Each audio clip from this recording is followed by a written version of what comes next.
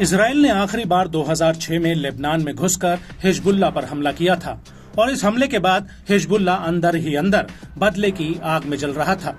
लेकिन 7 अक्टूबर 2023 को जब हमास ने इजराइल पर हमला किया तो हिजबुल्लाह को अपना बदला चुकता करने का एक ऐसा मौका मिल गया जिसका वो सालों से इंतजार कर रहा था। और अब हिजबुल्लाह लगातार उत्तरी इजराइल पर हमले कर रहा है।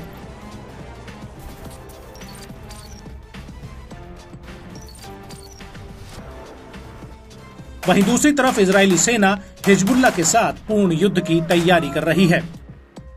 लेकिन सवाल ये उठता है कि अगर दोनों के बीच युद्ध हुआ तो कौन ज्यादा ताकतवर निकलेगा? इसका जवाब जानने के लिए आपको हमारी ये पूरी रिपोर्ट देखनी होगी,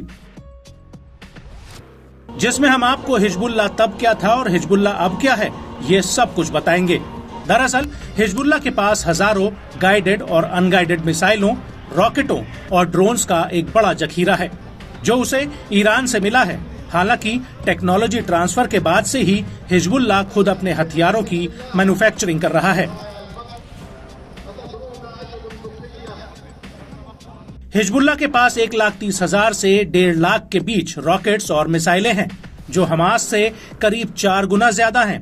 हिजबुल्लाह के पास 1 लाख से ज्यादा सैनिक हैं, जो हमास की फोर्स से 2 गुने हैं।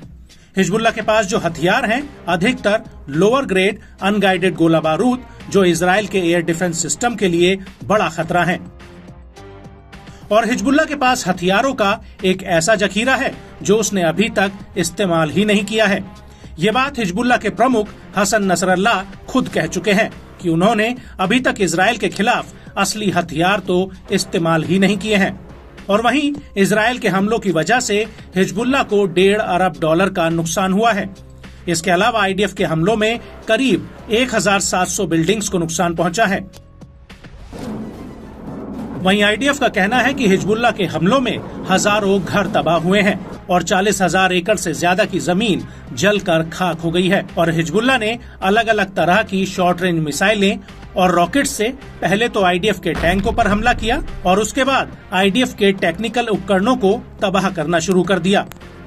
हिजबुल्लाह ने इन हमलों में मुख्य रूप से इन हथियारों का इस्तेमाल किया है। बुरकन रॉकेट्स, जिसकी रेंज 9 किलोमीटर है, अल्मास रॉकेट, जिसकी रेंज करीब 16 किलोमीटर है, वहीं कत्यूशा रॉकेट, जिसकी रेंज 25 किलोमीटर तक जाती है, फतेह मिसाइल 110, जिसकी रेंज करीब 300 किलोमीटर है, वहीं फलक रॉकेट की रेंज 11 किलोमीटर तक है, सैयद मिसाइल की रेंज 99 किलोमीटर है, वहीं राड रॉकेट की रेंज 37 से 43 किलोमीटर तक है।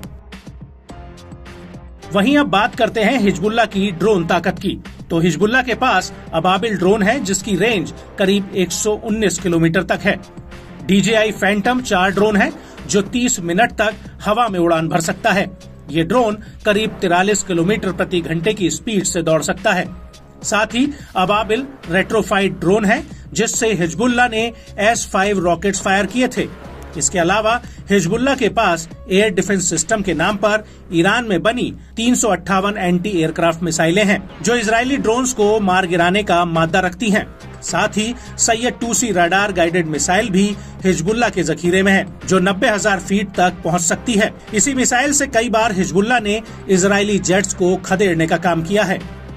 और इन हथियारों को देखकर लगता है कि इजराइल के लिए हिजबुल्लाह को हरा पाना इतना आसान नहीं होगा।